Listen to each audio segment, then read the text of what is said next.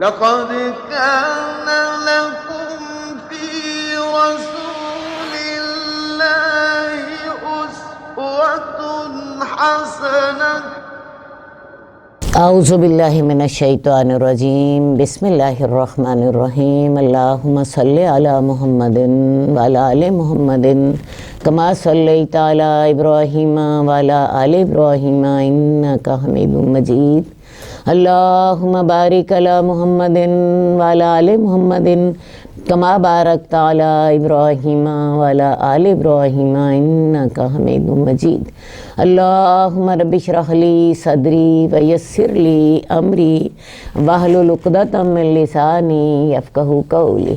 عزیز ناظرین السلام علیکم۔ ریاض الصالحین کی کلاس میں خوش آمدید۔ اللہ تعالی ہماری اس کلاس کے اندر شامل ہونے والوں کو کے وقت کو ہمارے نامہ اعمال میں محفوظ کر دے، یہ باتیں ہمارے دلوں میں اتار دے اور ہمیں ان پر عمل کرنے کی توفیق عطا فرمائے۔ آج ہمارا موضوع ہے مسلمان کی تکلیف پر خوشی کا اظہار کرنے کی ممانعت۔ وقال اللہ تبارک و تعالی ان الذین یحبون ان تشیع الفاحشۃ فی الذین آمنوا لہم عذاب علیم فی الدنیا والآخرہ۔ اللہ تبارک و تعالی کہتے ہیں مومن تو بھائی بھائی ہیں، جو لوگ پسند کرتے ہیں کہ پھیلے بے حیائی ان لوگوں میں جو ایمان لائے، ان کے لیے دنیا میں بھی اور آخرت میں بھی دردناک عذاب ہے۔ اب مومن لوگوں میں بے حیائی پھیلانے والا شخص جو ہے وہ مومنوں کا بھلا چاہ رہا ہے کہ برا چاہ رہا ہے؟ تو بے حیائی پھیلے گی اور بے حیائی کی فطرت ہے کہ وہ آگے سے آگے بڑھتی ہے، ٹھیک ہے؟ تو ایک شخص بے حیائی پھیلا رہا ہے، وہ الیکٹرانک میڈیا سے پھیلا رہا ہے، وہ پرنٹ میڈیا سے پھیلا رہا ہے، وہ نیٹ سے پھیلا رہا ہے۔ ہوتا کیا ہے؟ یہ ایک شیطان کا ہتھیار ہے اور اس کے ساتھ مزید آگے بے حیائی پھیلتی ہے، ٹھیک ہے جی؟ تو ہونا تو یہ چاہیے کہ انسان مومنوں کے اندر خیر پھیلائے، امر بالمعروف کرے، نہی عن المنکر کرے، تو وہ برائی کو پھیلا رہا ہے اور پھر اس برائی کو پھیلانے کے ساتھ جتنے خرابیاں ہوں گی ان سب گناہوں کا وہ حصے دار بھی ہوگا۔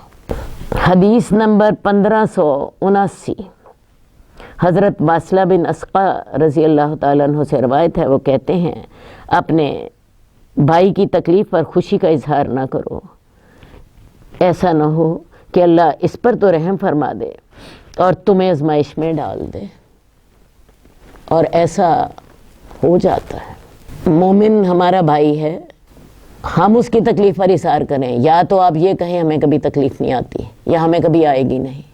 وہ کیا کہتے ہیں؟ دشمن مرے تے خوشی نہ کریے، سجنا بھی مر جانا۔ کیا خیال ہے؟ یہ دنیا تو ہے ہی آزمائشوں کی جگہ۔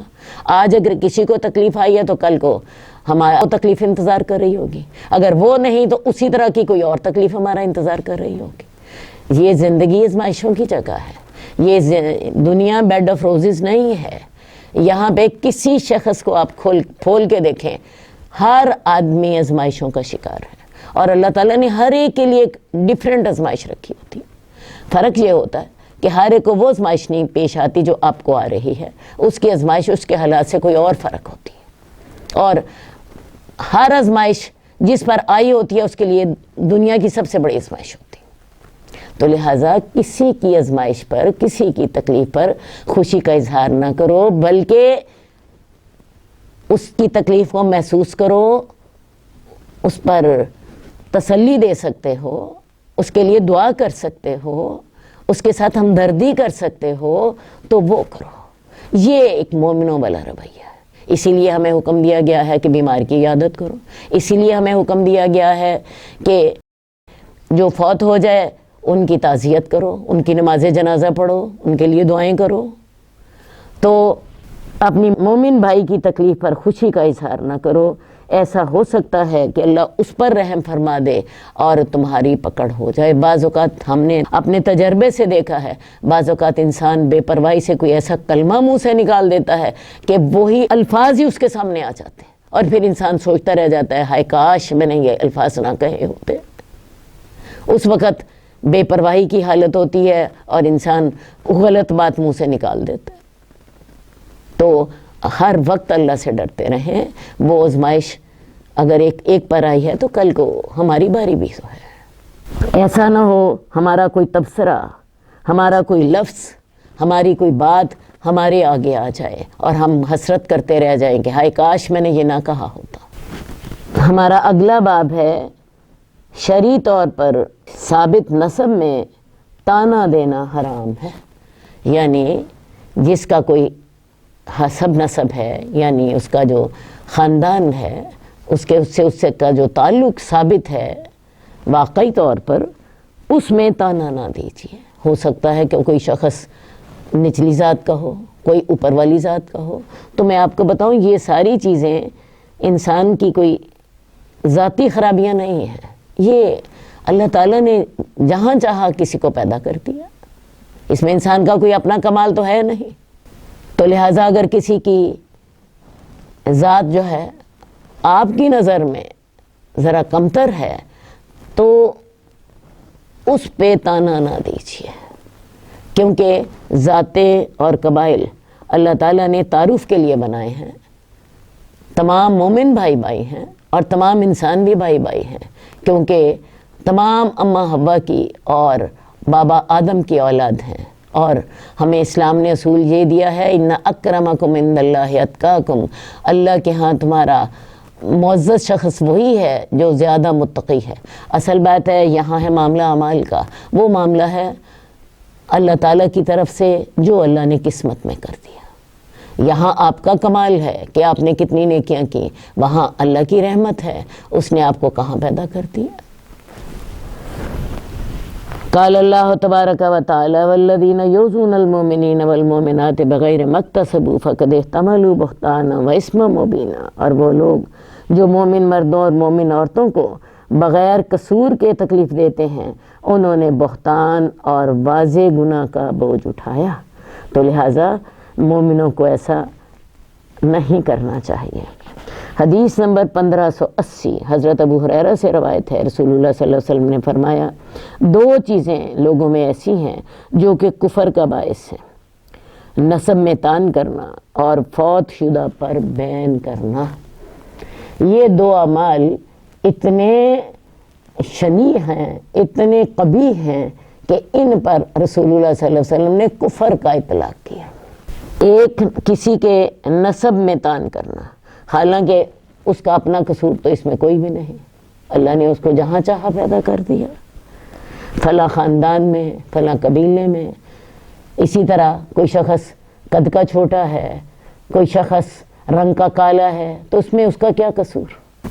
اسی طرح کوئی شخص کسی کے نسب میں تان کرے، اس کی توہین کرے،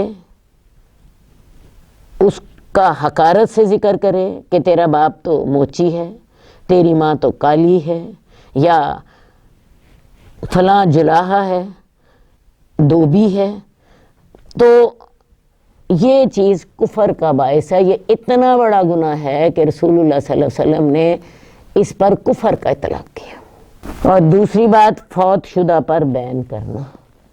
عرب لوگوں میں عادت یہ تھی کہ جب کوئی آدمی فوت ہو جاتا تو اس کا سوگ مناتے، اور تھوڑا نہیں مناتے، زیادہ مناتے۔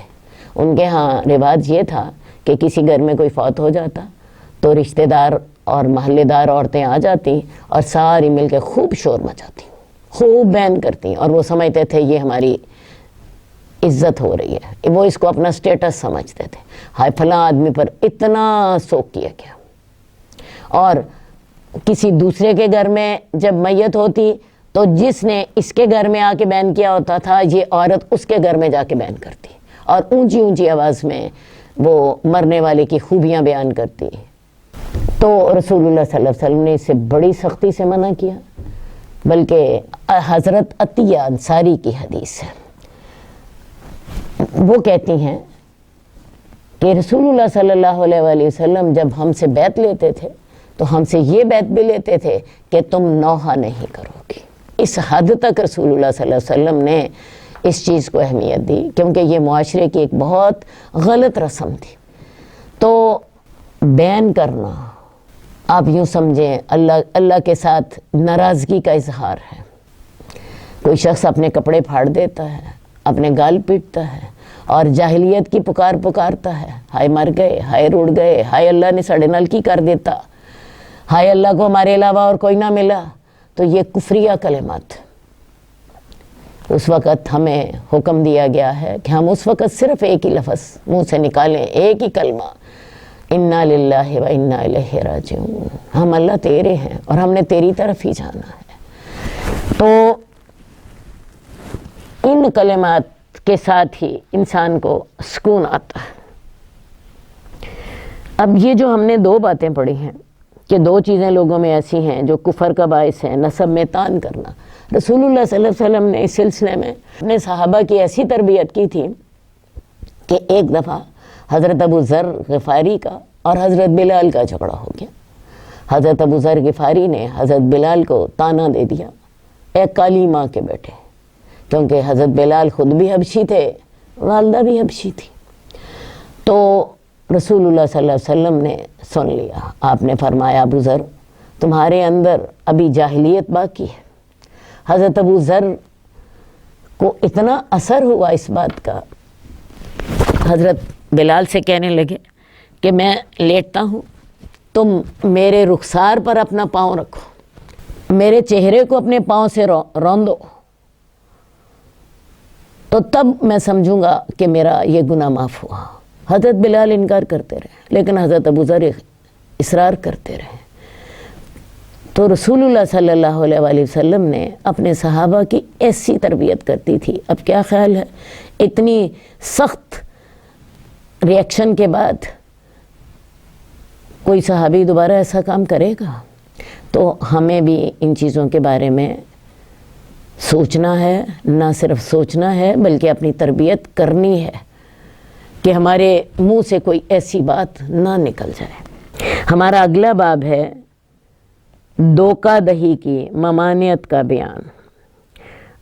قال اللہ تبارک و تعالی والذین یؤذون المؤمنین والمؤمنات بغیر ما اکتسبوا فقد احتملوا بہتانا و اسما مبینا، اور وہ لوگ جو مومن عورتوں اور مردوں کو بغیر قصور کے تکلیف دیتے ہیں تو وہ بہتان اور واضح گناہ کا بوجھ اٹھاتے ہیں۔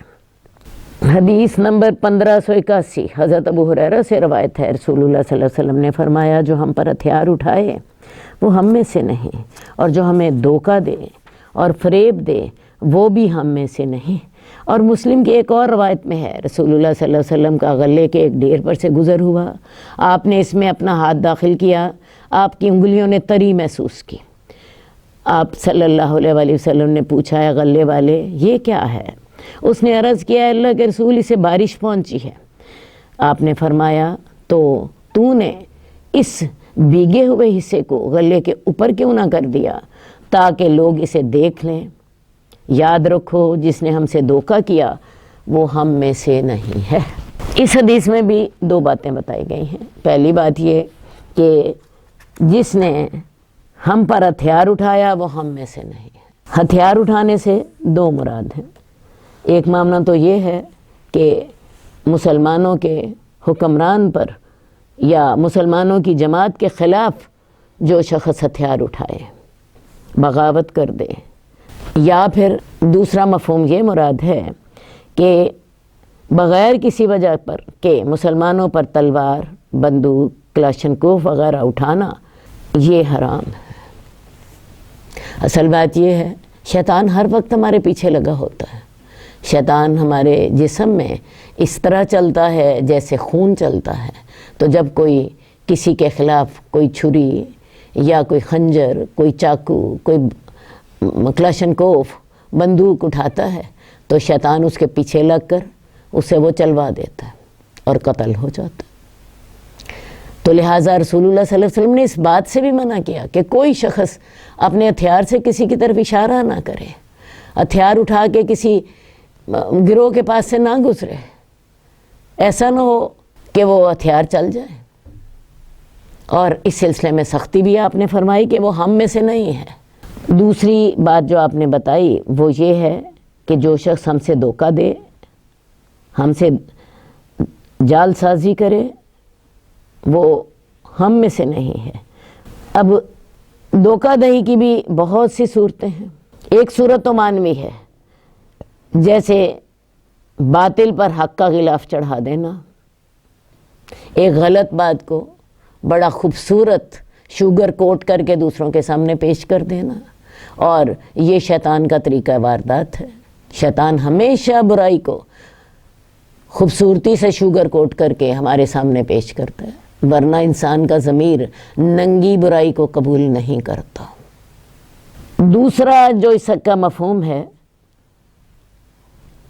وہ یہ ہے کہ جیسے سودے میں کوئی عیب ہو تو اسے ظاہر نہ کرنا، گیلے غلے کو نیچے رکھنا اور سوکھے ہوئے غلے کو اوپر رکھ دینا، اچھے مال میں ردی اور گھٹیا مال کی آمیزش کر دینا،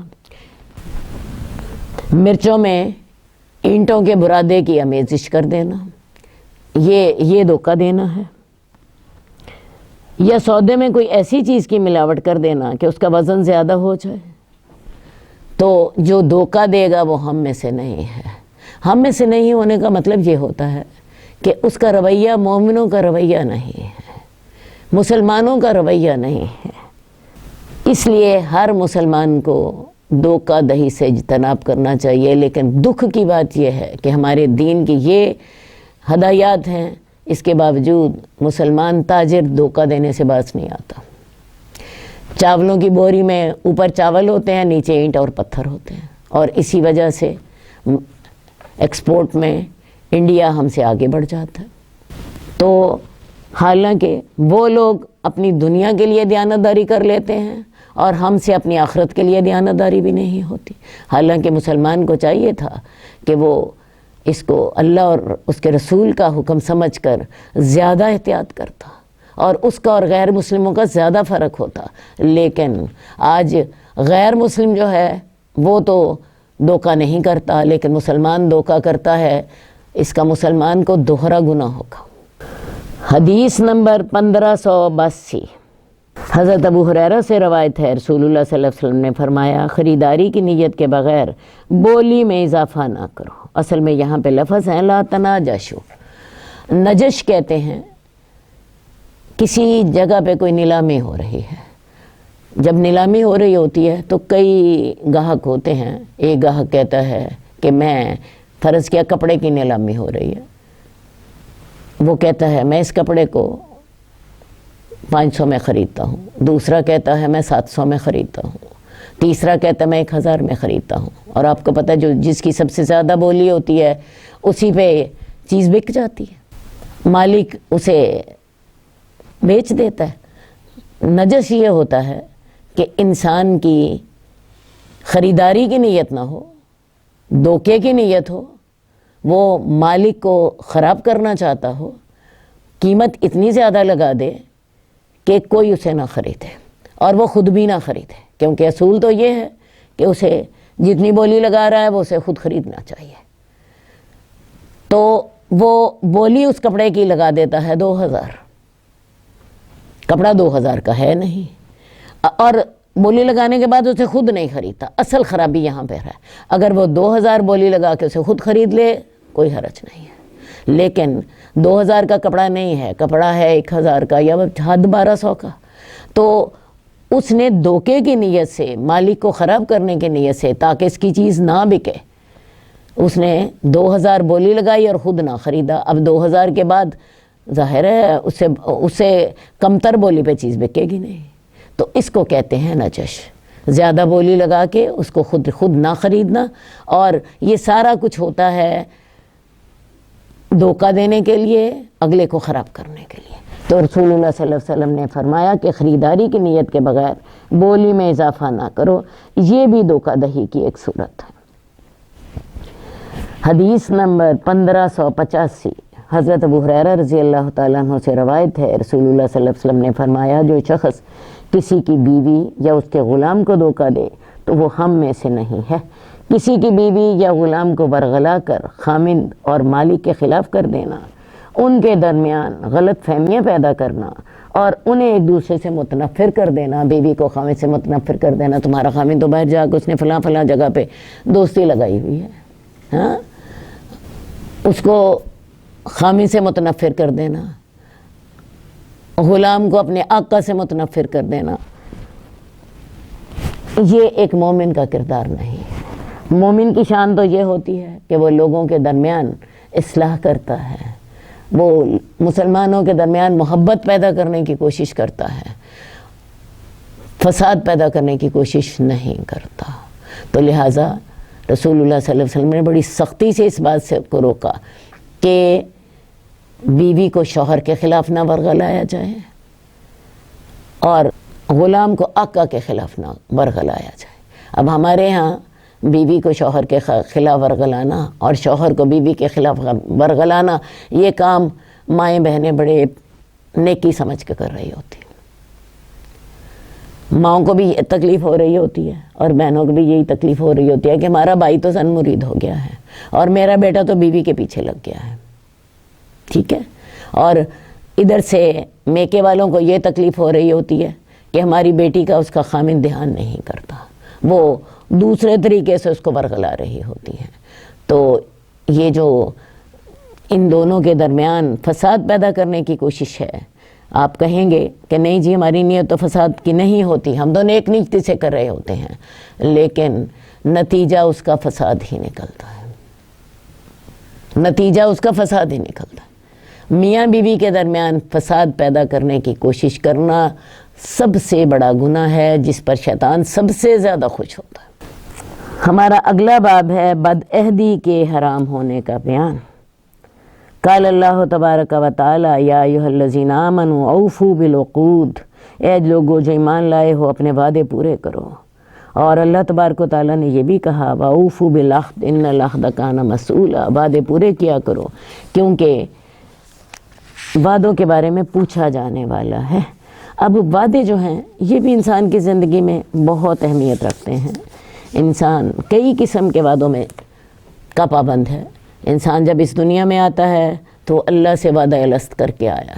اللہ نے اس کی روحوں سے وعدہ لیا تھا کہ الست بربکم، میں تمہارا رب نہیں ہوں، اور یہ اللہ تعالیٰ نے بڑا پکا وعدہ لیا تمام انسانوں سے اس دنیا میں آنے سے پہلے۔ اب دنیا میں آ کے انسان اس وعدے کو بھول جاتا ہے۔ اس کے علاوہ انسان انفرادی وعدے کرتا ہے، ہاں، آپ دوستوں کے ساتھ، کاروباری لوگوں کے اپنے گاہکوں کے ساتھ، یہ وعدے بھی ہوتے ہیں۔ اسی طرح نکاح کا وعدہ بھی ایک وعدہ ہے۔ نکاح ایک عورت اور ایک مرد کے درمیان عقد نکاح ہوتا ہے، اسی لیے اس کو عقد کہتے ہیں، ہاں، عقود کا لفظ یہاں پر استعمال ہوا۔ تو یہ بھی ایک انسان کا معاہدہ ہوتا ہے، ہاں۔ اسی طرح انسان کے کئی معاہدے بین الاقوامی ہوتے ہیں، اجتماعی ہوتے ہیں۔ تو تمام وعدے جو ہیں، خواہ وہ اپنی انفرادی حیثیت میں ہیں، خواہ وہ آپ کے رب کے ساتھ ہیں، آپ کے بندوں کے ساتھ ہیں، عورت کا مرد کے ساتھ ہے، خامن کا بیوی کے ساتھ ہے، یا آپ کے بین الاقوامی معاہدات ہیں، اے لوگو ایمان والو اپنے وعدوں کو پورا کرو کیونکہ وعدے کے بارے میں پوچھا جائے گا۔ حدیث نمبر 1587، حضرت عبداللہ بن مسعود، حضرت عبداللہ بن عمر اور حضرت انس سے روایت ہے کہ رسول اللہ صلی اللہ علیہ وسلم نے فرمایا قیامت والے دن ہر وعدہ توڑنے والے کے لیے ایک جھنڈا ہوگا، کہا جائے گا یہ فلاں کی بدعہدی کا نشان ہے۔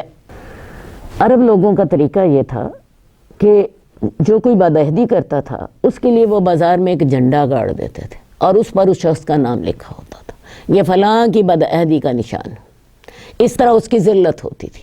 تو اللہ تعالیٰ نے اسی پیرائے میں بتایا کہ قیامت والے دن جو وعدہ توڑنے والا ہوگا اس کی اس طرح کر کے بدنامی کی جائے گی، اس کے لیے ایک جھنڈا لگا دیا جائے گا کہ یہ اس شخص کی بدعہدی کی وجہ سے یہ جھنڈا لگ گیا ہے، یہ اس کی تشہیر ہو رہی ہے، ٹھیک ہے۔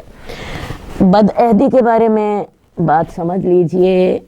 منافق کی جو 4 صفات بتائی گئی ہیں وہ میں دہرا دیتی ہوں۔ منافق بات کرے تو جھوٹ بولے، وعدہ کرے تو وعدہ خلافی کرے۔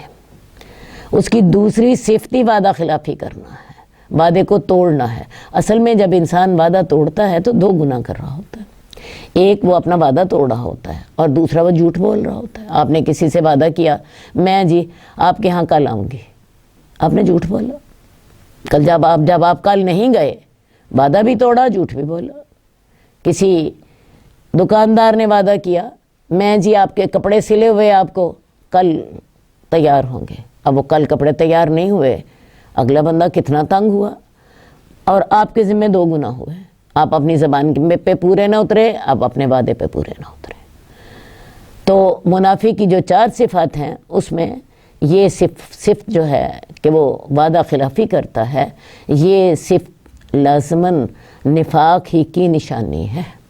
یہ ایک مومن کی شان نہیں ہے. نفاق کی باقی نشانیاں ہیں، میں وہ بھی آپ کے سامنے بتا دوں. بات کرے تو سچ بولے، وعدہ کرے تو وعدہ پورا کرے، امانت رکھی جائے تو امانت دار رہے، اور جب اس کے جھگڑا ہو تو منافق گالی بکتا ہے. اور مومن کی شان یہ ہے کہ اسے اپنی زبان پہ کنٹرول ہوتا ہے. تو اگر آپ نے واقعی ایمان کا دعویٰ کیا ہے تو ان نفاق کی 4 خصلتوں سے بچیے. جھوٹ سے بچیے، وعدہ خلافی سے بچیے، بے ایمانی سے بچیے، اور گالی بکنا یا زبان کے گناہوں سے بچیے. حدیث نمبر 1599 حضرت ابو ہریرہ سے روایت ہے، رسول اللہ صلی اللہ علیہ وسلم نے فرمایا، اللہ تعالیٰ نے فرمایا 3 آدمی ہیں جن سے قیامت والے دن میں خود جھگڑوں گا. ایک وہ آدمی جس نے میرے نام سے وعدہ کیا اور پھر اسے توڑ دیا. دوسرا وہ آدمی جس نے کسی آزاد آدمی کو بیچ کر اس کی قیمت کھا لی. اور تیسرا وہ آدمی جس نے اجرت پر ایک مزدور حاصل کیا، اس سے اپنا کام تو پورا لے لیا لیکن اس کی اجرت اس کو نہیں دی. تو قیامت والے دن اللہ نے حساب لینا ہے. وَنَضَعُ الْمَوَازِينَ الْقِسْطَ، اور ہم انصاف کا ترازو رکھیں گے. اور یہ ترازو کون رکھے گا؟ اللہ رب العزت خود، بذات خود اللہ حساب لیں گے. تمام اعمال کا وزن ہوگا، تمام اعمال کا حجم ہوگا، اور اس کو اللہ تعالیٰ 2 پلڑوں میں ڈالیں گے. ایک نیکی کا پلڑا ہوگا، ایک برائی کا پلڑا ہوگا. جس کا نیکی کا پلڑا بھاری ہو گیا فَأُولَٰئِکَ هُمُ الْمُفْلِحُونَ، وہ لوگ کامیاب ہوں گے. وَمَنْ خَفَّتْ مَوَازِینُهُ، اور جس کا نیکی کا پلڑا ہلکا ہو گیا فَأُولَٰئِکَ الَّذِینَ خَسِرُوا أَنفُسَهُمْ فِی جَہَنَّمَ خَالِدُونَ، انہوں نے اپنی جانوں کو خود خسارے میں ڈالا اور وہ جہنم ان کی سزا ہوگی. تو لہٰذا یہ جو اللہ تعالیٰ نے حساب کتاب لینا ہے، اس دن 3 آدمیوں سے اللہ بذات خود جھگڑا کریں گے. ذرا سوچیں کتنی بڑی بات ہے، اللہ رب العزت خود جھگڑا کریں گے. ان میں سے سب سے پہلا آدمی وہ ہے کہ جس نے میرا نام لے کے وعدہ کیا، اللہ کو گواہ ٹھہرایا، ہاں، اور پھر اس نے وہ وعدہ توڑ دیا، قسم کھا لی. قسم بھی ایک طرح سے آپ اللہ کو گواہ بنا رہے ہوتے ہیں. اللہ کی قسم میں تمہارے ساتھ یہ کروں گا، ہیں، اور پھر اس کے بعد وہ نہ کیا. تو جس شخص نے اللہ کا نام لے کر وعدہ کیا تو اس کے بعد وعدہ توڑ دیا، اس شخص سے اللہ تعالیٰ خود قیامت والے دن جھگڑا کریں گے کہ تم نے میرے نام کا بھی خیال نہ کیا، تمہیں میرے سے ڈر کیوں نہ آیا، تم نے میرا نام لے کے وعدہ کیا اور پھر اسے توڑ دیا. دوسرا وہ شخص جس نے کسی آزاد آدمی کو بیچ کر اس کی قیمت کھا لی. اب عربوں میں غلامی کا رواج تھا، لیکن آپ کو یہ پتہ ہونا چاہیے کہ غلام آتے کہاں سے تھے. جب جنگیں ہوتی تھیں تو جنگ میں مخالف پارٹی کا جو قیدی گرفتار ہوتا تھا اسے غلام بنا لیتے تھے. بعض اوقات ان کی عورتیں بھی ساتھ آتی تھیں، عورتیں بھی گرفتار ہو جاتی. عورتوں کو وہ لونڈیاں بنا لیتے اور مردوں کو غلام بنا لیتے، کیونکہ اس دور میں جیلوں کا رواج نہیں تھا. تو انڈیویجولی جو فاتح قبیلہ ہوتا تھا ان کو یہ لوگ بانٹ دیے جاتے. ٹھیک ہے، تو ایک بات سمجھ لیجئے، غلام آنے کا کوئی اور طریقہ نہیں تھا، صرف یہی ایک طریقہ تھا. جو ہمارا دشمن ہے اور اس نے ہمارے خلاف ہتھیار اٹھایا ہے، اس کو فاتح قبیلہ گرفتار کر لیتا تھا، اور گرفتار کر کے بجائے جیل میں ڈالنے کے اس کو وہ انڈیویجولی لوگوں کی سپرداری میں دے دیتا تھا. اب اس کے علاوہ کسی اور طریقے سے کوئی شخص کسی کو اغوا کر لے، کوئی شخص کسی آزاد کو پکڑ لے، بیچ کھائے اس کو، تو اللہ تعالیٰ اس سے خود جھگڑیں گے.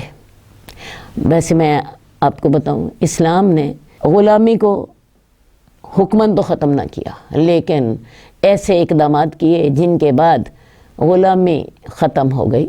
2 صدیوں کے بعد مسلمانوں میں کوئی بھی غلام نہ رہا. اور آج بھی آپ دیکھ لیجئے کسی مسلمان ملک میں غلامی کا رواج نہیں ہے، بلکہ اسلام آنے کے 200 سال بعد غلامی ٹوٹلی سمجھ لیں اسلام اور مسلمان معاشرے کے اندر نہ رہی. ٹھیک ہے. لیکن آج بھی دنیا میں غلام بنایا جاتا ہے اور ان کو بیچا جاتا ہے، عورتوں کی، بچوں کی خرید و فروخت ہوتی ہے، اور یہ دنیا کا ایک بہت بڑا کاروبار۔ یورپ میں عورتوں کو سمگل کیا جاتا ہے، بچوں کو، اور ان کو سیکس کے لیے، جنسی تشدد کے لیے ان کو استعمال کیا جاتا ہے۔ بہرحال جس شخص نے بھی آزاد آدمی کو بیچا اور اس کی قیمت کھا لی، اللہ تعالیٰ اس سے خود قیامت والے دن جھگڑا کریں گے۔ تیسرا وہ آدمی جس نے اجرت پر ایک مزدور حاصل کیا، اس نے اپنا کام تو پورا کر دیا لیکن اس کی اجرت اس کو ادا نہ کی گئی، ایسے شخص سے بھی اللہ تعالیٰ خود جھگڑیں گے جس نے کام پورا لیا اور مزدوری نہ دی۔ بلکہ ایک اور حدیث میں آتا ہے، مزدور کو اس کی مزدوری پسینہ خشک ہونے سے پہلے ادا کر دو۔ ہمارا اگلا باب ہے عطیہ دینے کے بعد احسان جتانے کی ممانعت کا بیان۔ قال اللہ تعالی یا ایھا الذین آمنوا لا تبطلوا صدقاتکم بالمن والعطا، اے لوگو ایمان والو اپنے صدقے احسان جتا کر اور تکلیف دے کر ضائع نہ کرو۔ وقال اللہ تبارک و تعالی الذین ينفقون اموالهم فی سبیل اللہ ثم لا یتبعون ما انفقوا منا ولا اذى، اور اللہ تبارک و تعالیٰ نے کہا کہ وہ لوگ جو اپنا مال خرچ کرتے ہیں اور اس کے پیچھے جو انہوں نے خرچ کیا تھا احسان اور تکلیف نہیں لگاتے، یعنی اپنا مال کسی کو صدقہ کرنے کے بعد اس شخص کو نہ تکلیف دیتے ہیں نہ ہی اس پہ احسان جتاتے ہیں۔ ٹھیک ہے جی، تو یہ جو صدقہ دینا ہے بہت بڑی نیکی ہے۔ صدقے کے ساتھ اللہ کا غصہ ٹھنڈا ہوتا ہے، صدقے کے ساتھ بلائیں ٹل جاتی ہیں، صدقے کے ساتھ آپ کے گناہ معاف ہو جاتے ہیں، کسی ضرورت مند کی ضرورت پوری ہو جاتی ہے، اس کی دعائیں صدقہ کرنے والے کے کام آتی ہیں، اس کے دل سے نکلی ہوئی دعائیں، اور اللہ ان کو قبولیت کا شرف بخشتا ہے۔ لیکن اسی صدقے کے آداب یہ ہیں کہ جب آپ نے صدقہ دیا تو صدقہ دے کے بھول جائیں، ایسا نہ ہو کہ آپ اس کو احسان جتا دیں۔ آپ نے احسان جتا دیا، صدقہ ضائع ہو گیا۔ اور الفاظ کیا ہیں؟ لا تبطلوا صدقاتکم بالمن والعطا، اپنے صدقوں کو ضائع نہ کرو، باطل نہ کرو۔ بہتر تھا تم صدقہ نہ دیتے، تم نے صدقہ دیا، صدقہ دینے کے بعد احسان جتا دیا، احسان جتانے کے بعد جس کو آپ نے صدقہ دیا ہے اس کو تکلیف ہوئی، ٹھیک ہے، اور آپ کا صدقہ برباد ہو گیا۔ تو لہٰذا احسان جتانا اتنا بڑا گناہ ہے کہ وہ آپ کے صدقے کی نیکی کو ختم کر کے رکھ دیتا ہے۔ لہٰذا صدقہ دینے کے بعد نہ اگلے شخص کو تکلیف دی جائے۔ اب تکلیف سے کیا مراد ہے؟ ایک تو تکلیف یہی ہے کہ احسان جتانا ہی تکلیف ہے، اور ایک تکلیف یہ ہے مثال کے طور پہ آپ نے صدقہ دینے کے بعد آپ نے اس کی عزت میں کمی کر دی۔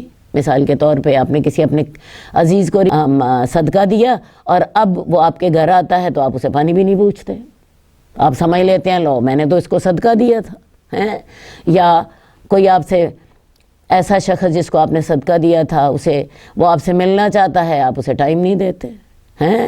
کئی طریقے ہوتے ہیں اگلے کو احساس دلانے کے کہ مجھے تمہاری پرواہ نہیں ہے۔ تو تکلیف ایک جسمانی ہوتی ہے، ایک ذہنی ہوتی ہے۔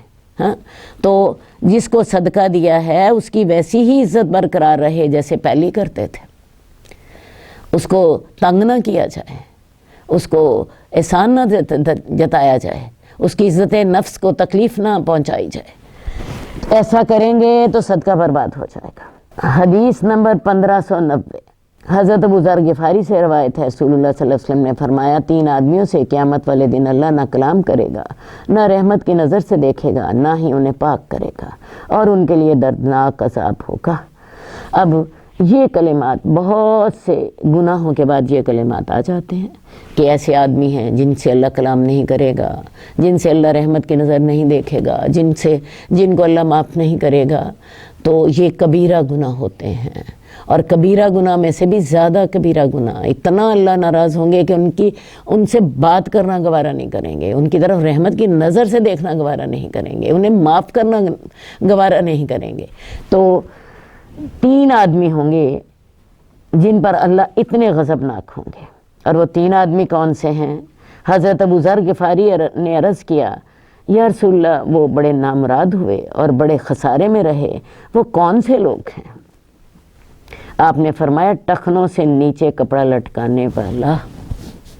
ٹخنوں سے نیچے جو شخص کپڑا لٹکاتا ہے، خواہ وہ اس کا شلوار ہے، خواہ اس کا پاجامہ ہے یا پینٹ ہے یا کوئی اور لباس ہے، جو ٹخنوں سے نیچے ہے وہ آگ میں ہے یہ بادیو نظر میں یہ گناہ چھوٹا ہے، لیکن اس کی سزا بہت بڑی ہے، کیونکہ عام طور پر انسان اپنا یہ جو ازار ہوتا ہے یہ تکبر کی وجہ سے لٹکا رہا ہوتا ہے۔ بہرحال ہماری شریعت نے مردوں کے لیے سختی سے منع کیا کہ مردوں کی شلوار، پینٹ، پاجامہ ٹخنوں سے لازماً اوپر ہونا چاہیے۔ خواتین کے لیے معاملہ فرق ہے، خواتین کے ٹخنے ڈھکے ہونے چاہیے، بلکہ نہ صرف ٹخنے ڈھکے ہونے چاہیے، ان کا پاؤں کا جو پشت ہے، پاؤں کا جو اوپر والا حصہ ہے وہ بھی ڈھکا ہونا چاہیے، ٹھیک ہے؟ نماز میں یہ لازمی ہے۔ تو ہمارے ہاں ہوتا کیا ہے، عورتیں خیر سے آج کل اپنی پنڈلیوں تک ان کی شلوار چلی گئی ہے، اور مردوں کی جو پینٹ ہے وہ اس میں ان کے ٹخنے ڈھکے ہوتے ہیں۔ ہر طرح سے شیطان کو خوش کیا جاتا ہے اور اللہ کو ناراض کیا جاتا ہے۔ میں دوبارہ کہہ رہی ہوں کہ ٹخنوں سے جو بھی نیچے ہے، ایک حدیث کے لفظ ہیں، جو ٹخنوں سے نیچے ہے وہ آگ میں۔ تو ان لوگوں کی طرف اللہ تعالیٰ ایسے لوگوں کی طرف قیامت والے دن دیکھنا گوارا نہیں کریں گے، بات کرنا گوارا نہیں کریں گے، بخشنا گوارا نہیں کریں گے۔ نمبر 2، احسان کر کے احسان جتانے والا۔ اس سے بڑا بہتر ہے انسان احسان نہ کرے۔ احسان آپ نے کیا، احسان کر کے آپ نے احسان جتایا، اور یہ اتنا بڑا گناہ ہو گیا کہ آپ کے احسان کرنے کی نیکی سے یہ گناہ بڑھ گیا، اور اتنا بڑا گناہ ہو گیا کہ اللہ قیامت والے دن دیکھنا گوارا نہیں کرے گا، کلام کرنا گوارا نہیں کرے گا، بخشنا گوارا نہیں کرے گا۔ تو پھر بہتر تھا وہ احسان نہ کرتے۔ تو اس احسان کرنے کی نیکی سے احسان جتانے کا گناہ کہیں زیادہ بڑا ہو گیا۔ اور تیسری بات، اپنا سامان جھوٹی قسم کے ذریعے سے بیچنے والا۔ ایک شخص نے اپنا سودا جو تھا وہ 500 کا خریدا، اور قسم یہ کھائی، اللہ کی قسم میں نے تو اسے 800 میں خریدا تھا۔ کسی شخص نے اس کی بات پہ یقین کر لیا، اس نے کیا کیا، اسے 850 کا خرید لیا کہ 50 روپے تو اس کا حق بنتا ہے نفع لینے کا۔ اب اس نے یہ تھوڑے سے پیسے تو اس نے نفع کما لیا، لیکن یہ اتنا بڑا گناہ تھا کہ قیامت والے دن اللہ اسے بات کرنا گوارا نہیں کریں گے، دیکھنا گوارا نہیں کریں گے، کلام کرنا گوارا نہیں کریں گے، اسے بخشنا گوارا نہیں کریں گے۔ تو لہٰذا اللہ کا نام لے کر جھوٹی قسم کھا کر اپنا سودا بیچ لینا۔ اب یہ ایک اور حدیث میں آتا ہے کہ جھوٹی قسم کھانے سے سودا تو بک جاتا ہے، برکت نہیں ہوتی۔ بات بالکل کلیئر سمجھ آتی ہے۔ اب ایک شخص نے آپ سے ایک دن دھوکہ کھا کے وہ 500 کی آپ نے چیز خریدی تھی، تو 800 کی آپ نے قسم کھا لی جھوٹی، ایک دفعہ تو اس نے خرید لی، مارکیٹ ریٹ اس کو پتہ لگ جائے گا، دوبارہ آپ کے پاس کبھی بھی نہیں آئے گا۔ تو یہ 3 گناہ ایسے ہیں کہ جن کے ساتھ اللہ تعالیٰ نے اتنی شدید وعید سنائی ہے۔ دوبارہ 3 گناہ دہرا دیتی ہوں۔ ٹخنوں سے نیچے اپنا ازار لٹکانے والا، نمبر 2 احسان کر کے احسان جتانے والا، اور نمبر 3 جھوٹی قسم کے ذریعے اپنا سودا بیچنے والا۔ یہ وہ لوگ ہیں جن کو اللہ تعالیٰ قیامت والے دن نہ تو دیکھے گا، نہ ان سے کلام کرے گا، نہ ان کو گناہ سے پاک کرے گا، اور ان کے لیے دردناک عذاب ہوگا۔ اللہ تعالیٰ ہمیں ان سے بچنے کی توفیق دے۔ اگلا ہمارا باب ہے فخر کرنے اور ظلم و زیادتی کے ارتکاب سے ممانعت کا بیان۔ اللہ تعالیٰ نے فرمایا فَلَا تُزَكُّوا أَنفُسَكُمْ هُوَ عَالَمُ بِمَنِ اتَّقَى، اپنے آپ کو اپنے آپ کے بارے میں پاکی کا دعویٰ نہ کرو، اللہ کو زیادہ علم ہے متقی کون ہے۔ اللہ تبارک و تعالیٰ نے یہ بھی کہا انما السبیل علی الذین یظلمون الناس، بے شک الزام تو ان لوگوں پر ہے جو لوگوں پر ظلم کرتے ہیں، وَيَبْغُونَ فِي الْأَرْضِ بِغَيْرِ الْحَقِّ، اور زمین میں بغیر حق کے فساد کرتے ہیں، اولئک لہم عذاب علیم، یہی وہ لوگ ہیں جن کے لیے دردناک عذاب ہے۔ ہر شخص اپنی نظر میں بہت نیک ہوتا ہے اور یہ شیطان نے اس کو دھوکہ دیا ہوتا ہے۔ جو شخص واقعی اپنی عیبوں کا خیال رکھتا ہے اسے تو اپنی برائیاں نظر آتی ہیں، لیکن عام طور پر انسان کو اپنی آنکھ کا شتیر بھی نظر نہیں آتا اور دوسرے کا بال بھی نظر آ جاتا ہے۔ لہٰذا اللہ تعالیٰ نے انسان کو نصیحت کی کہ اپنے آپ کو یا اپنے بارے میں پاکیزگی کا دعویٰ نہ کرو۔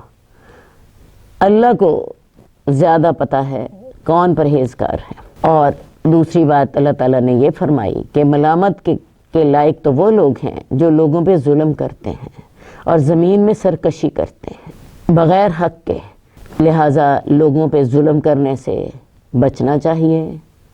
اسی طرح زمین میں فساد ہوتا ہے، ایسے لوگوں کے لیے اللہ تعالیٰ نے دردناک عذاب کی دھمکی دی ہے، اور جہاں پہ دردناک عذاب کی دھمکی دی گئی ہو وہ کبیرہ گناہ کی نشانی ہوتی ہے۔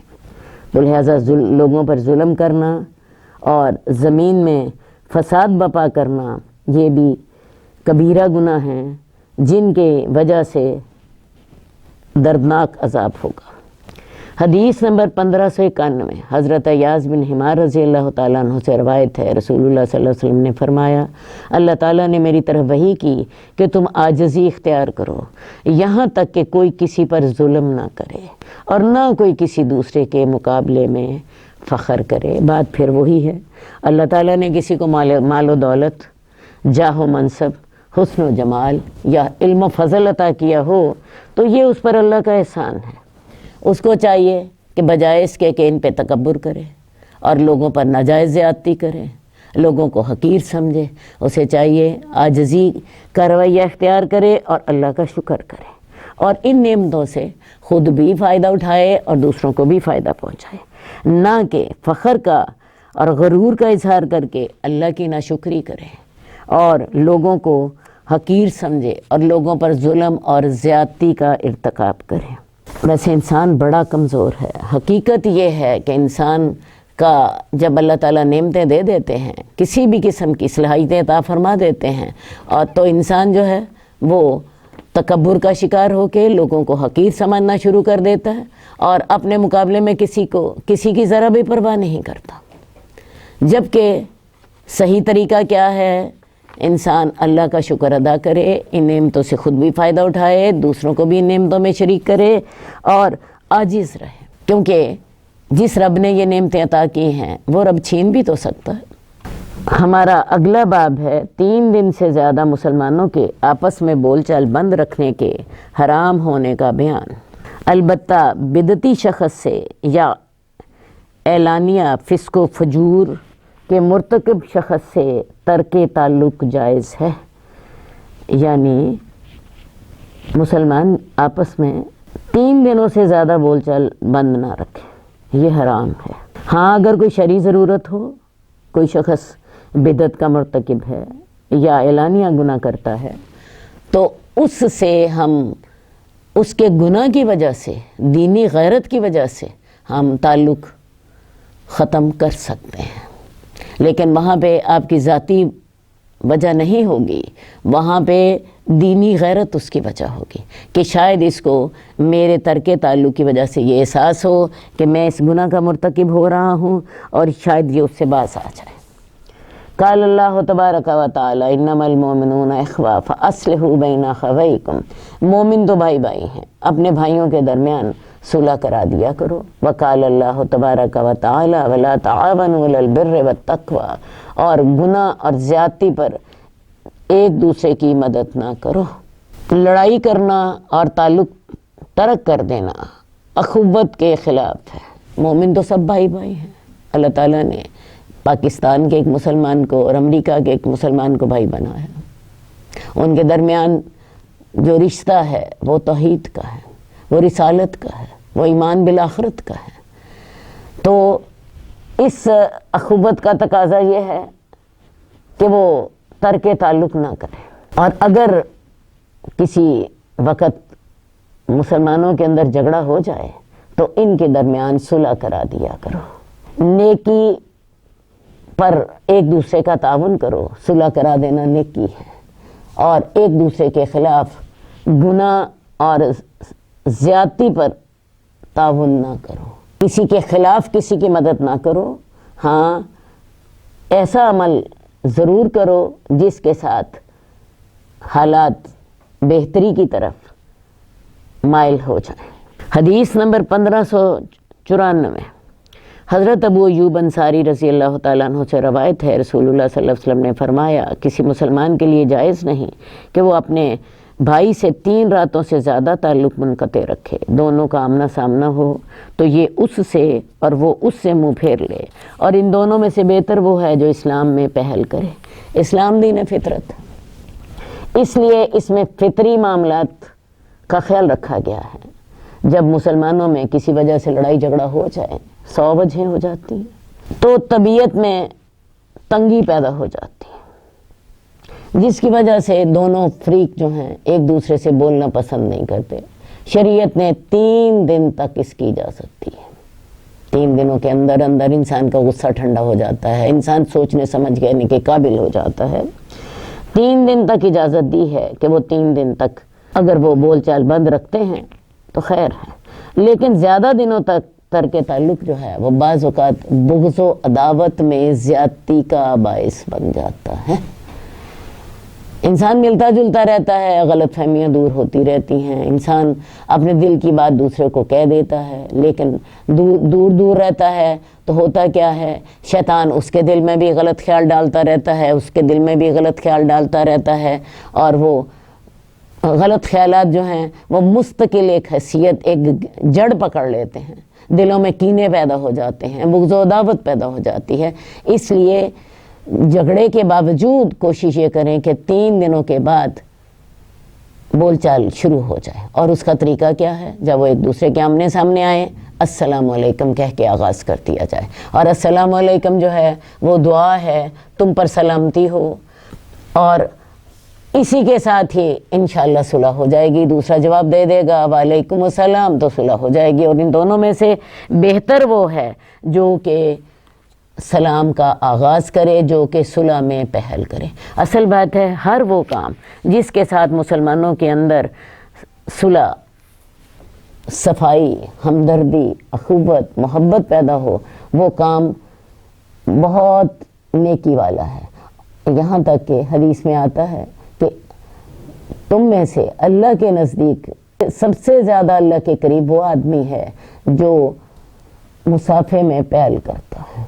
حالانکہ سوچئے کتنا چھوٹا سا عمل ہے مصافحے میں پہل کرنا، ہاں مصافحہ کرنا جو ہے اس کا اتنا زیادہ ثواب ہے کہ حدیث میں آتا ہے جب 2 مسلمان آپس میں مصافحہ کرتے ہیں، ان کے ہاتھ علیحدہ ہونے سے پہلے دونوں کے گناہ معاف ہو جاتے ہیں۔ اب کہنے کو چھوٹا سا عمل ہے، لیکن چونکہ یہ مسلمانوں کے اندر محبت اور اخوت کو بڑھاتا ہے، لہٰذا اس کا اجر بہت زیادہ ہے۔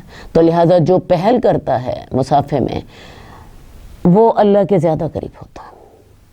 اور اسی طرح جو عمل مسلمانوں کے اندر فساد پیدا کرتا ہے، مثلاً غیبت، مثلاً چغلی، مثلاً طعنہ، ان کے لیے کبیرہ گناہ کی وعید سنا دی گئی، ویل لکل ہمزۃ لمزہ، ابھی ہم نے آیت پڑھی تھی۔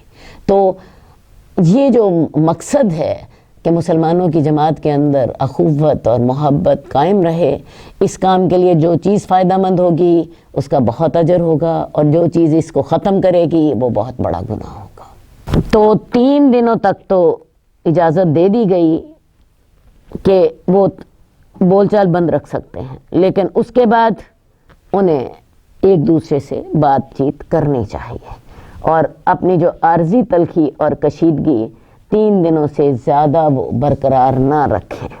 حدیث نمبر 1595، حضرت ابو ہریرہ رضی اللہ تعالیٰ عنہ سے روایت ہے، رسول اللہ صلی اللہ علیہ وسلم نے فرمایا، ہر سوموار اور جمعرات کو بارگاہ الہی میں اعمال پیش کیے جاتے ہیں، پس اللہ تعالیٰ ہر اس شخص کے گناہ معاف فرما دیتے ہیں جو اللہ کے ساتھ کسی کو شریک نہ ٹھہراتا ہو، سوائے اس شخص کے کہ اس کے اور اس کے بھائی کے درمیان دشمنی اور کینہ ہو۔ تو اللہ رب العزت فرماتے ہیں ان دونوں کو چھوڑ دو یہاں تک کہ یہ صلح کر لیں۔ اللہ تعالیٰ اپنے بندوں کے اعمال سے ہر وقت باخبر رہتے ہیں، لیکن اللہ تعالیٰ نے ہمارے دماغ کے مطابق بھی ہمیں بہت سی باتیں سمجھائی ہیں۔ وہ عالم الغیب ہے، وہ ہر وقت سنتا ہے، وہ ہر وقت جانتا ہے۔ اس کے باوجود ہمیں بتایا گیا ہے کہ انسان کے اعمال جو ہیں 2 دفعہ اللہ کے حضور پیش ہوتے ہیں، اور یہ 2 دفعہ تب پیش ہوتے ہیں جب کرامن کاتبین اللہ کے پاس جاتے ہیں۔ فجر کے وقت کرامن کاتبین کی ڈیوٹی بدلتی ہے، تو جو فرشتے رات کی ڈیوٹی پر مامور ہوتے ہیں وہ اللہ کے پاس پہنچتے ہیں۔ اللہ رب العزت ان سے سوال کرتے ہیں میرا بندہ کیا کر رہا تھا؟ اب وہ فرشتے بتاتے ہیں یا اللہ تیرا بندہ نماز پڑھ رہا تھا، یا نماز کے لیے تیاری کر رہا تھا، یا وہ بتاتے ہیں بندہ جو تھا یا اللہ سویا ہوا تھا، اسے تیری کوئی خیال ہی نہیں تھا، تیری کوئی ہوش ہی نہیں تھی۔ تو ایک تو انسان کے اعمال صبح فجر کے وقت اللہ کے پاس پیش ہوتے ہیں، اور یہی فرشتے جو فجر کے وقت ڈیوٹی پر مامور کیے جاتے ہیں، عصر کے وقت ان کی ڈیوٹی ختم ہوتی ہے، عصر کے وقت یہ اللہ کے حضور جاتے ہیں۔ اللہ تعالیٰ پھر پوچھتے ہیں میرا بندہ کیا کر رہا تھا؟ فرشتے بتاتے ہیں اللہ نماز پڑھ رہا تھا، یا نماز کی تیاری کر رہا تھا، یا پھر وہ اپنی دنیا میں مشغول تھا۔ ٹھیک ہے، تو یہ دونوں وقت انسان کے اعمال اللہ کے حضور پیش ہوتے ہیں۔ اور یہ بھی یاد رکھیے کہ فجر اور عصر کی نماز کی بہت زیادہ وقت کی پابندی کیجیے، اول وقت ادا کیجیے، تاکہ فرشتوں کی گواہی آپ کے حق میں ہو۔ فرشتے آپ کی نماز کا انتظار تو نہیں کریں گے، وہ تو اپنے وقت پر ہی جائیں گے۔ اس کے علاوہ ہفتے میں 2 دفعہ انسان کے اعمال اللہ کے حضور پیش ہوتے ہیں، اور یہ 2 دنوں کو پیش ہوتے ہیں، ایک پیر کو اور ایک جمعرات کو۔ رسول اللہ صلی اللہ علیہ وسلم اسی لیے پیر اور جمعرات کو روزہ رکھتے تھے، اور آپ فرمایا کرتے تھے کہ پیر اور جمعرات کو انسانوں کے اعمال اللہ کے حضور پیش ہوتے ہیں، اور میں چاہتا ہوں کہ میرے اعمال جب اللہ کے حضور پیش ہوں تو میں روزے سے ہوں، تو اللہ تعالیٰ میری اسی کیفیت کو جان کے میری مغفرت فرما دے۔ مراد یہ تھی۔ ٹھیک ہے جی، تو پیر اور جمعرات کو بارگاہ الہی میں لوگوں کے اعمال پیش ہوتے ہیں۔ ایک اور حدیث میں آتا ہے کہ پیر اور جمعرات کو جنت کے دروازے بھی کھلتے ہیں۔ ٹھیک ہے جی، اور اللہ تعالیٰ ہر مسلمان کے گناہ معاف فرما دیتے ہیں سوائے شرک۔ ہاں 2 لوگ جو ہیں ان کے گناہ معاف نہیں ہوتے۔ وہ 2 لوگ وہ ہوتے ہیں جن کے دلوں میں ایک دوسرے کے لیے کینہ ہوتا ہے، ایک دوسرے کے لیے کینہ ہوتا ہے۔ اللہ تعالیٰ فرشتوں سے کہتے ہیں کہ ان دونوں کو چھوڑ دو یہاں تک کہ یہ صلح کر لیں۔ تو کیا سمجھ آئی کہ یہ جو جھگڑا ہے اور یہ جو ایک دوسرے کے ساتھ کینہ ہے اور لڑائی ہے اور بغض ہے، یہ انسان کے جنت کے میں جانے کے یا اس کی مغفرت کے لیے رکاوٹ بن جاتا ہے۔ یہ چھوٹی وعید نہیں ہے، بہت ڈرنے کی بات ہے کہ کہنے کو تو یہ گناہ میرا خیال ہے ہم میں سے ہر کوئی کر رہا ہوتا، لیکن اس گناہ سے بہت زیادہ بچنے کی ضرورت ہے۔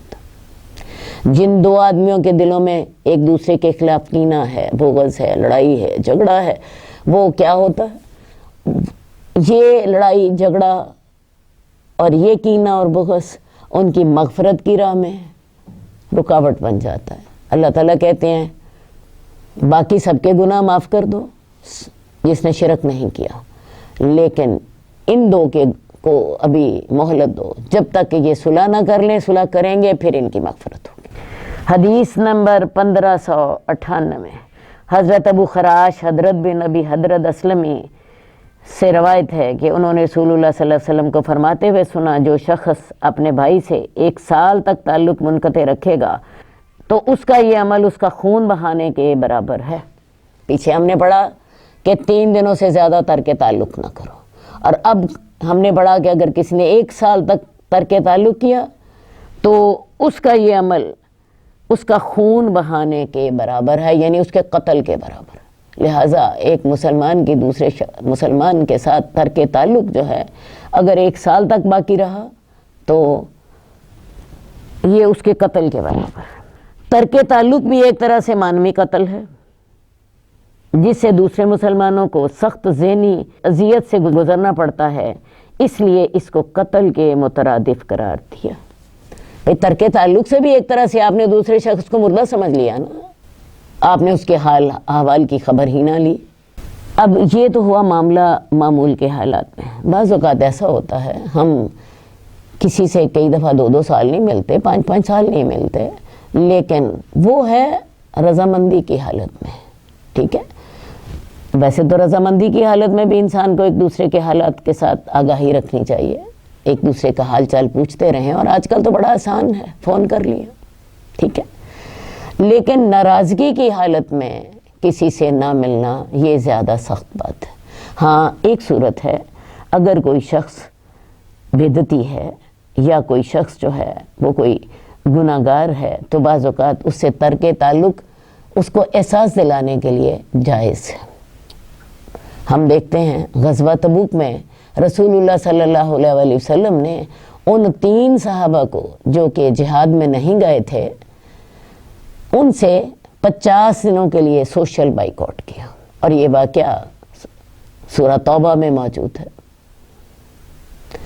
3 صحابہ ہیں، ہلال بن امیہ، کعب بن مالک، مرارہ بن ربی، یہ تینوں مسلمان جو ہیں یہ جہاد میں نہیں گئے، اور رسول اللہ صلی اللہ علیہ وسلم نے صحابہ کو حکم دے دیا ان سے کوئی بات نہ کرے، ان کے سلام کا جواب بھی نہ دے۔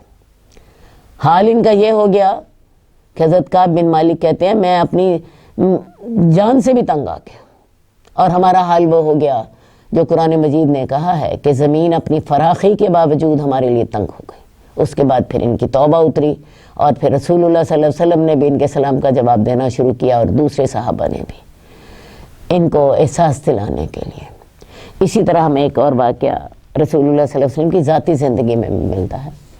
حضرت زینب آپ کے ساتھ جا رہی ہیں حج میں، آپ نے زندگی میں ایک ہی حج کیا ہے، حجۃ الوداع، آپ ساری بیویوں کو ساتھ لے گئے تھے، تو حضرت صفیہ کا جو سواری تھی ان کا جو اونٹ تھا اس نے خرابی شروع کر دی، تو حضرت زینب کے پاس زائد سواری تھی، رسول اللہ صلی اللہ علیہ وسلم نے ان سے کہا کہ حضرت صفیہ کو وہ اپنی سواری دے دیں۔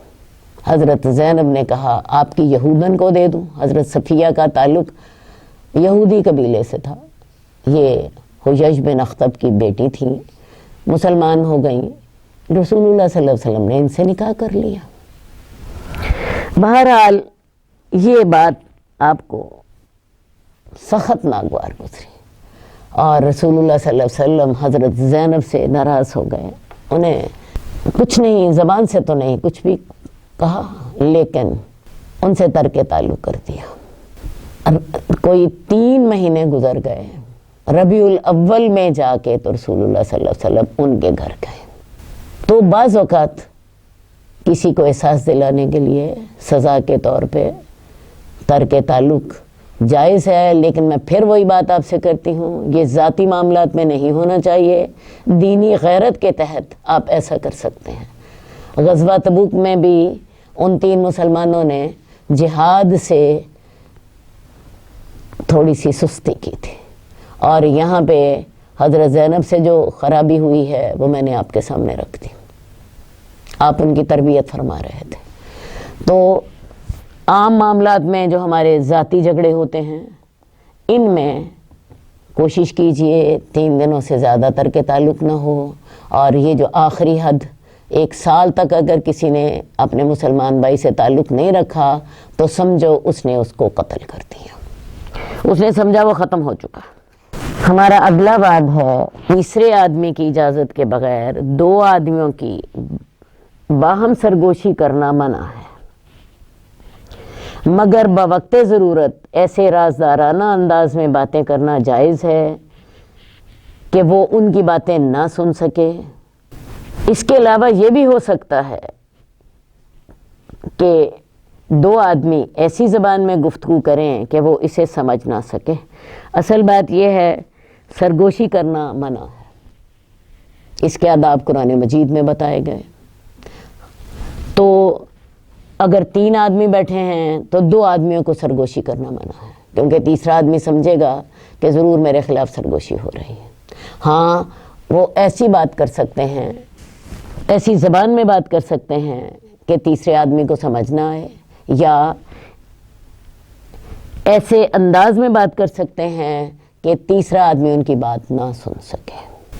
قال اللہ تبارک و تعالی انما النجوى من الشیطان، بے شک سرگوشی شیطان کی طرف سے ہے، اور شیطان کی طرف سے اس لیے ہے تاکہ مسلمانوں کے اندر فساد پیدا ہو، مسلمانوں کے دل ایک دوسرے سے دور ہوں، تیسرا آدمی سوچے جی میرے خلاف سرگوشی کر رہے ہیں اسی لیے تو کانا پھوسی کر رہے ہیں، ورنہ میرے سامنے کیوں نہ بات کرتے۔ حدیث نمبر 1600 حضرت عبداللہ بن عمر سے روایت ہے، رسول اللہ صلی اللہ علیہ وسلم نے فرمایا جب 3 آدمی ہوں تو تیسرے کو چھوڑ کر 2 آدمی سرگوشی نہ کریں۔ جب ہم نے یہ ہیڈنگ پڑھا اسی وقت ہی میں نے آپ کو سمجھایا کہ 3 آدمی اگر ہوں تو وہ 2 آدمی آپس میں سرگوشی نہ کریں۔ ہاں وہ ایسے رازدارانہ انداز میں بات کر سکتے ہیں کہ تیسرا نہ سن سکے، یا کسی ایسی زبان میں بات کر سکتے ہیں جس کو تیسرا نہ سمجھے، لیکن ایک دوسرے کے کان میں وہ کانا پھوسی نہ کریں، ٹھیک ہے جی۔ ہاں ایک صورت اور ہے، ایک محفل ہے، اس محفل میں 4 آدمی ہیں، اب 2 آدمی آپس میں باتیں کر لیں، باقی 2 آدمی آپس میں باتیں کر لیں گے۔ بلکہ حضرت عبداللہ بن عمر کا واقعہ بھی موجود ہے کہ آپ کے سامنے اسی طرح کا معاملہ پیش آیا تو آپ نے ایک اور آدمی کو بلا لیا تاکہ 4 آدمی ہو جائیں، 2 آدمی علیحدہ بات کر لیں، 2 آدمی علیحدہ بات کر لیں۔ اسی طرح ایک بڑی محفل ہے، کوئی شادی کی محفل ہے، کوئی غمی کی محفل ہے، کوئی دعوت ہو رہی ہے، سارے لوگ، ڈھیر سارے لوگ ہیں، اس میں آپ کو کوئی ممانعت نہیں ہے 2 آدمی آپس میں سرگوشی کریں، کیونکہ باقی لوگ باقیوں سے کر لیں گے۔ یہ ممانعت صرف اس صورت میں ہے جب صرف 3 آدمی ہیں محفل میں اور 2 آدمی آپس میں مصروف ہو گئے اور تیسرا دل برا کرنے لگ گیا۔ اب سرگوشی جو ہے اس کی ممانعت بھی جائز باتوں میں ہے، شر کی باتوں میں سرگوشی تو سرے سے ہی منع ہے۔ اور ویسے میں آپ کو ایک بات بتاؤں، سرگوشی ہمیشہ بری باتوں کے لیے ہی ہوتی ہے، کیونکہ خیر کی باتیں تو انسان کھلم کھلا کرتا ہے، سرے عام کرتا ہے، سب کو اس میں شامل کرتا ہے۔ تو بری باتوں میں سرگوشی نہ کی جائے، اگر سرگوشی کرنی ہے تو خیر کی باتوں میں سرگوشی کی جائے، نیکی کے کاموں میں سرگوشی کی جائے، گناہ اور زیادتی کے کاموں میں سرگوشی کرنا سرے سے ہی منع ہے۔ اس میں تو خواہ 4 آدمی ہو، خواہ 10 آدمی ہو، تب بھی سرگوشی کرنا منع ہے گناہ کے کام میں۔ ہمارا اگلا باب ہے بغیر شرعی عذر کے حد ادب سے زیادہ غلام، جانور، بیوی اور اولاد کو سزا دینا منع ہے۔ دوبارہ ہیڈنگ سمجھ لیجئے، غلام کو، جانور کو، بیوی کو، اولاد کو یا کسی ماتحت کو زیادہ سزا نہیں دینی چاہیے، اور اس میں بھی یہ خیال رکھنا چاہیے کہ کوئی شرعی عذر ہو تو تب سزا دیں، ورنہ حسن سلوک کیا جانا چاہیے۔ اسی طرح ضرورت سے زیادہ مارنا بھی منع ہے، کیونکہ یہ بھی حسن سلوک کے منافی ہے۔ قال اللہ تبارک و تعالی وبالوالدین احسانا وبذی القربى والیتامی والمساکین والجار ذی القربى والجار الجنوب والصاحب بالجنب وابن السبیل وما ملکت ایمانکم ان اللہ لا یحب من کان مختالا فخورا۔ اللہ رب العزت فرماتے ہیں اپنے والدین کے ساتھ نیکی کرو، رشتہ داروں، یتیموں، مسکینوں کے ساتھ نیکی کرو، اور اپنے قریبی ہمسائے کے ساتھ بھی نیکی کرو، اور اپنے دور کے ہمسائے کے ساتھ بھی نیکی کرو، اور ایسے ساتھی کے ساتھ بھی نیکی کرو جو کہ تمہارا ہم نشین ہو۔ مثال کے طور پہ بس میں آپ کے ساتھ وہ سفر کر رہا ہے، کوئی 15 منٹ آپ کے ساتھ بیٹھا ہے، بعض اوقات 15 منٹ کی بجائے بھی کوئی 5 منٹ آپ کے ساتھ بیٹھا ہے، وہ بھی آپ کی نیکی کا مستحق ہے۔ اور مسافر کے ساتھ نیکی کرو، اور جو تمہارے دائیں ہاتھ جس کے مالک ہوں، یعنی اپنے ماتحت اور اپنے خادموں اور اپنے غلاموں کے ساتھ بھی نیکی کرو۔ بے شک اللہ تعالیٰ نہیں پسند کرتا جو کہ تکبر کرنے والا ہو اور فخر کرنے والا ہو۔ حدیث نمبر 1602 حضرت عبداللہ بن عمر سے روایت ہے، رسول اللہ صلی اللہ علیہ وسلم نے فرمایا ایک عورت کو ایک بلی کی وجہ سے عذاب دیا گیا، اس نے اسے قید کر دیا تھا حتیٰ کہ وہ مر گئی، وہ اس کی وجہ سے جہنم میں گئی، نہ اس نے اسے کھلایا نہ پلایا جبکہ اس نے اسے قید کر رکھا تھا، اور نہ اس نے چھوڑا کہ وہ خود زمین کے کیڑے مکوڑے کھا لیتی۔ اب یہ جو جانور ہیں، حشرات الارض یا پرندے ہیں، یہ اپنا رزق خود تلاش کر لیتے ہیں، خود ہی کھاتے ہیں، انہیں کوئی بھی نہیں کھلاتا۔ اللہ تعالیٰ نے ان کی فطرت ایسی رکھی ہے۔ اب ایک شخص نے بلی کو پکڑ لیا اور بلی کو پکڑ کے پنجرے میں بند کر دیا، اس کی خوراک کا خیال نہیں رکھا اور اسے چھوڑا بھی نہیں کہ وہ خود اپنی خوراک تلاش کر لیتی اور خود کھا پی لیتی۔ اس کو پابند کیا ہوا تھا، پنجرے کے اندر بند کیا ہوا تھا، وہ یہاں تک کہ مر گئی۔ اللہ تعالیٰ نے اس کی وجہ سے اسے دوزخ میں ڈال دیا۔ اصل بات ہے یہ بہت بڑا گناہ ہے۔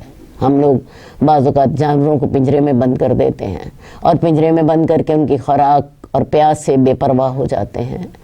اللہ تعالیٰ نے جو فطری سسٹم رکھا ہے، اس فطری سسٹم سے ہم نے ان کو نکال دیا، لیکن خود ان کا دھیان نہ کیا۔ ویسے بھی بلی مر گئی بھوکی اور پیاسی، یہ ایک جرم نہیں ہے، یہ اس میں ڈھیر سارے جرم ہیں۔ سب سے پہلا جرم تو یہ ہے کہ بلی کو بند کیا۔ دوسری بات ہے زیادہ غفلت کی۔ ایک دن کی بھوک اور پیاس سے جانور نہیں مرتا، کم از کم بلی ایک دن کی بھوک اور پیاس سے نہیں مرتی، اس کو 2 3 4 دن لگے ہوں گے بھوکے پیاسے جب وہ مر گئی۔ تو یہ زیادہ غفلت ہے، زیادہ گناہ ہے، زیادہ بے پرواہی ہے۔ ایسی صورت ہو جانور کو آزاد کر دیجیے۔ اللہ تعالیٰ نے ان کے اندر بھی بھوک اور پیاس کے احساسات رکھے ہیں، آپ نہیں ان کا دھیان کر سکتے، ان کو چھوڑ دیں۔ اور یہ غفلت، مجھے بھول گیا تھا، مجھے خیال نہیں رہا تھا، ہم فلاں جگہ پہ چلے گئے تھے، ارے بھی چلے گئے تھے، کوئی ان کا انتظام کر کے جائیے، ان کا انتظام کر کے جائیے، ورنہ پھر یہ سزا بھگتنی ہوگی۔ حدیث نمبر 1603 حضرت عبداللہ بن عمر سے روایت ہے کہ ان کا گزر قریش کے چند نوجوانوں کے پاس سے ہوا جو ایک پرندے کو نشانہ بنائے ہوئے اسے تیر مار رہے تھے، اور پرندے کے مالک سے یہ طے کیا تھا کہ ہر چوک جانے والا تیر اس کا ہے۔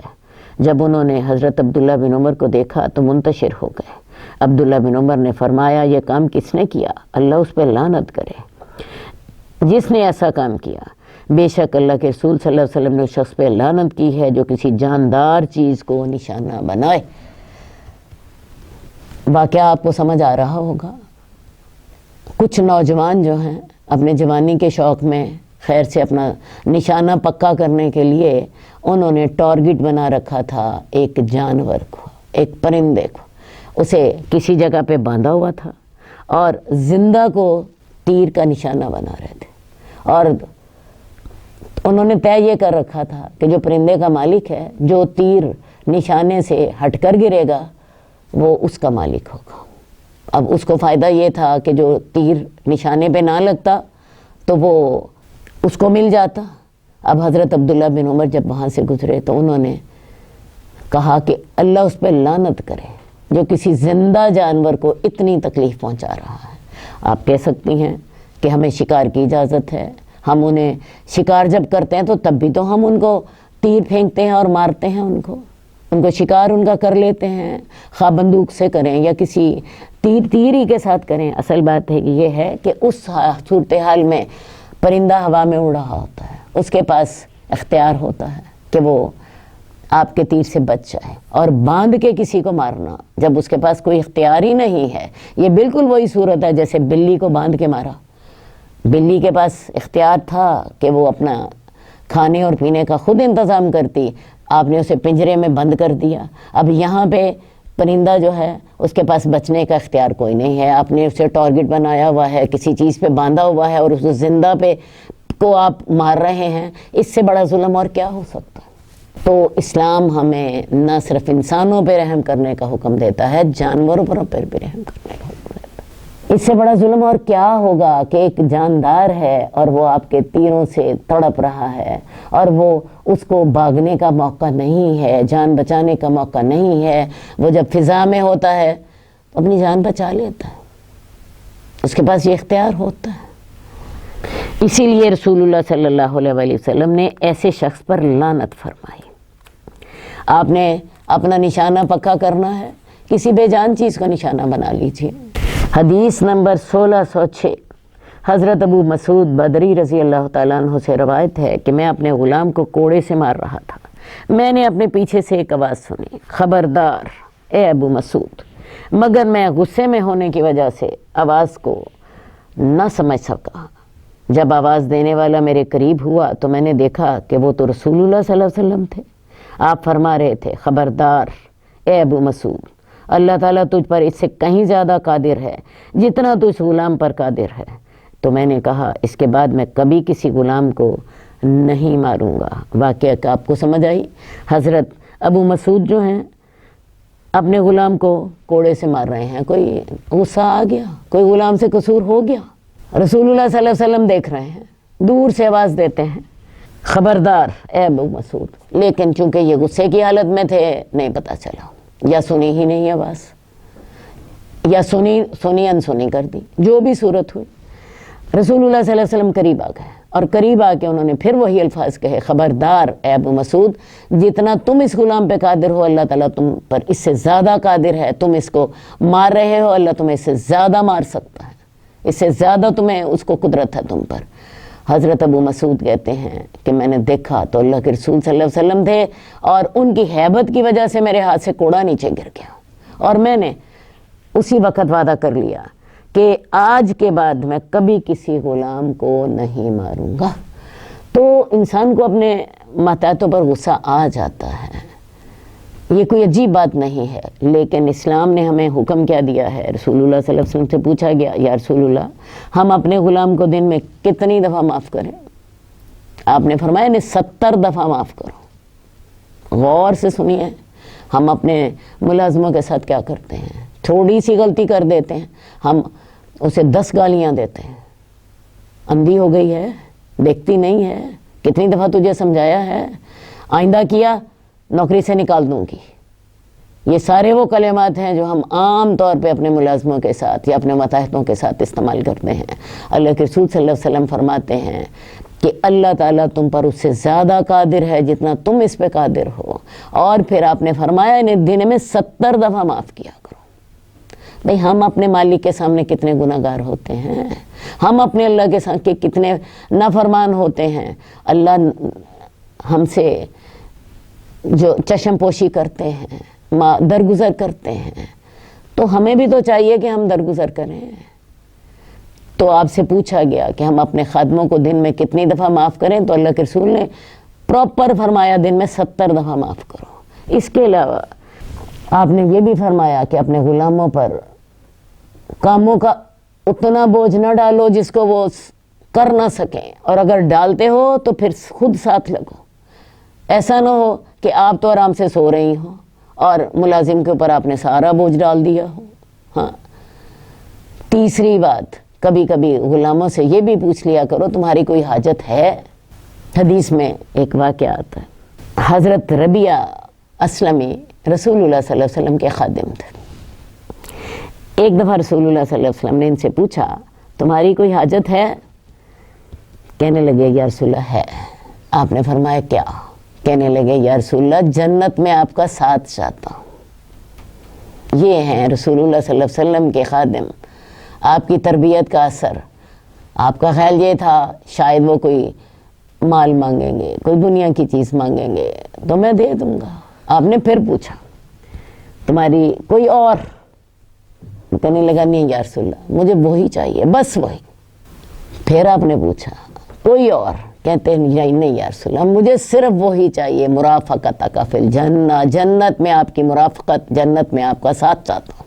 اللہ کے رسول نے پھر تیسری چوتھی دفعہ سوال کرنے پر یہ بات کہی کہ اچھا پھر کثرت سجود کے ساتھ میری مدد کرو، اللہ کے سامنے زیادہ سجدے کیا کرو، زیادہ نمازیں پڑھا کرو، تو میں بھی اللہ سے تمہارے لیے یہ دعا کروں گا کہ اللہ تعالیٰ جنت میں تمہیں میرا ساتھ دے دے۔ تو یہ ان کے خادم ہیں۔ ایک بات آپ کو چلتے چلتے اور بھی بتا دوں، اللہ کے رسول صلی اللہ علیہ وسلم نے اپنے انہی خادم کو ایک پلاٹ بھی دیا تھا، اور یہ بھی آپ کو بتا دوں کہ یہ پلاٹ کوئی کم قیمت کا نہیں تھا۔ حضرت ابو بکر کو بھی ایک پلاٹ دیا تھا، اور حضرت ابو بکر کے ساتھ والا پلاٹ ان کو دیا تھا۔ سوچ لیجئے ہم اپنے خادموں کے ساتھ کیا کرتے ہیں، اور پھر سوچ لیجئے کہ ہمیں اپنے خادموں سے ہمیشہ تکلیف رہتی ہے، ہڈ آرام بڑا ہے، کبھی کام نہیں کرتا، چھٹی روز کر لیتا ہے۔ اصل میں ہم ان کے ساتھ ان کے حقوق ادا نہیں کرتے، نہ انہیں معاف کرتے ہیں، نہ ان کی کسی حاجت کا خیال کرتے ہیں، نہ ان کو انسان سمجھتے ہیں۔ ہاں، تو لہٰذا پھر ہم جو کرتے ہیں اسی کا بدلہ ہمیں مل جاتا ہے۔ صحیح ہے، تو یہ دیکھ لیجئے خادموں کے بارے میں، کل کو آپ کی پکڑ ہوگی، کل کو پکڑ کیا ہونی ہے، دنیا میں ہی ہو جاتی ہے۔ جب آپ اپنے خادم کے ساتھ اچھا نہیں چلتے تو آپ کو بھی اس سے شکایت ہو جاتی ہے۔ حدیث نمبر 1610، حضرت عبداللہ بن عباس سے روایت ہے کہ رسول اللہ صلی اللہ علیہ وسلم کا ایک گدھے کے پاس سے گزر ہوا جس کے چہرے کو داغا ہوا تھا۔ آپ نے فرمایا اللہ تعالیٰ اس شخص پر لعنت کرے جس نے اسے داغا ہے۔ ہمارا باب کیا ہے کہ کسی کو زیادہ سزا نہ دی جائے، خواہ وہ انسان ہو، جانور ہو، آپ کا کوئی قریبی ہے، کوئی دور کا ہے، کیونکہ یہ حسن سلوک کے منافی ہے۔ اسی طرح حکم یہ ہے کہ اگر کسی کو مارو تو مارتے وقت چہرہ بچا لو، اور اس وجہ سے کہ چہرہ انسان کے جسم کا سب سے اہم حصہ ہے، اس پر انسان کے اعضائے رئیسہ ہوتے ہیں۔ آپ یہ دیکھ لیجئے کہ چہرے پر آنکھیں ہیں، چہرے پہ کان ہیں، چہرے پہ ناک ہے، چہرے پہ ہماری زبان ہے، اور یہ ساری بڑی نازک چیزیں ہیں۔ ان میں سے آنکھوں کو نقصان پہنچ جائے، کانوں کو نقصان پہنچ جائے، ہماری زبان کو نقصان پہنچ جائے تو شریعت نے چہرے پہ مارنے سے روکا ہے۔ یہاں تک کہ اگر کوئی شخص میدان جنگ میں دشمن کو مار رہا ہے تو اسے بھی چہرے پہ مارنے سے، چہرے پہ ضرب لگانے سے باز رہنا چاہیے۔ اولاد کو مار رہے ہو، اپنے ملازم کو مار رہے ہو، اپنے کسی ماتحت کو مار رہے ہو تو چہرے کو بچا لیا جائے۔ اب اس اصول کا اطلاق نہ صرف انسانوں پہ ہو، جانوروں پر بھی ہونا چاہیے۔ رسول اللہ صلی اللہ علیہ وسلم نے ایک گدھے کو دیکھا، اس گدھے کے چہرے کو داغا گیا تھا۔ عرب لوگ کیا کرتے تھے، اپنے جانور کی پہچان کے لیے اسے داغ دیتے تھے، ٹھیک ہے، تو لیکن آپ نے دیکھا کہ ایک گدھے کو داغا گیا تھا، آپ نے اس پر ناراضگی کا اظہار فرمایا، اور آپ نے فرمایا کہ اللہ اس شخص پر لعنت کرے۔ اتنی ناراضگی کا اظہار فرمایا کہ اللہ اس شخص کو لعنت کرے۔ لعنت کیا ہوتی ہے؟ اللہ کی رحمت سے دوری، یعنی ایسا شخص اللہ کی رحمت سے دور ہوگا جس نے اپنے گدھے کے چہرے کو داغا۔ اب گدھے کو کہاں داغنا چاہیے؟ رسول اللہ صلی اللہ علیہ وسلم نے پھر ایسے گدھے کو اس کی رانوں پر، اس کی جو پیٹھ کے پیچھے جو جگہ ہوتی ہے رانوں کی، وہاں پہ داغنے کی اجازت دی۔ تو وہاں پر آپ نے اس کو اجازت دی، لیکن چہرے پر داغنے والے پر شخص پر لعنت کی۔ تو لہٰذا جانوروں کے ساتھ بھی جب آپ ڈیلنگ کریں تو ان کے ساتھ بھی ان باتوں کا خیال رکھیں، ان کے چہرے کو بچایا جائے، کیونکہ ان کے بھی کان چہرے پر ہوتے ہیں، ان کی بھی آنکھیں چہرے پر ہوتی ہیں، ان کے بھی نازک اعضاء چہرے پر ہوتے ہیں، اور انسانوں کے سلسلے میں تو ان باتوں کا زیادہ ہی خیال رکھا جائے۔ اللہم صلی علی محمد وعلی آل محمد کما صلیت علی ابراہیم وعلی آل ابراہیم انک حمید مجید۔ اللہم بارک علی محمد وعلی آل محمد کما بارکت علی ابراہیم وعلی آل ابراہیم انک حمید مجید۔ مولاي صل وسلم دائما